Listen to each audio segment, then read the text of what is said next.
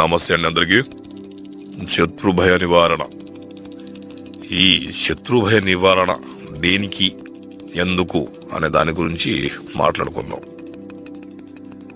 మనకు గిట్టని వారు, మనంటే పడని వారు మన కోసం ఎన్నో ప్రయత్నాలు చేస్తుంటారు, ఎన్నో చెడు ప్రయోగాలు చేస్తుంటారు. కాబట్టి వాళ్ళని తిరిగి అంతం చేయడం కోసం, అలాగే శాశ్వతంగా మంచాన పడి ఉండడం కోసం ఈ యొక్క మహాకాళి యంత్రాన్ని స్మరిస్తే ఎంతటి వారైనా సరే మంచాన పడక తప్పదు, వాడు మరణానికి తప్పదు.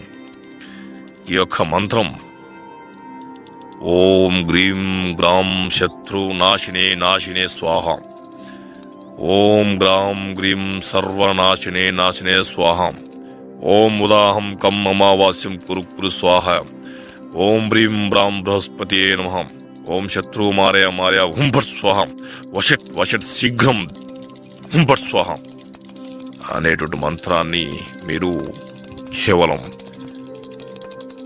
ఆదివారం నాడు కానీ, గురువారం నాడు కానీ, మంగళవారం నాడు కానీ ఈ యొక్క మంత్ర సిద్ధి జపించినట్లయితే, కేవలం 108 సార్లు జపించినట్లయితే వాళ్ళు ఎంతటి వారైనా సరే, ఎంతటి మొండి వారైనా సరే, ఎంతటి కృతార్థుడైనా సరే ఈ మంత్రానికి ఖచ్చితంగా వాళ్ళు బోల్త కొట్టాల్సిందే.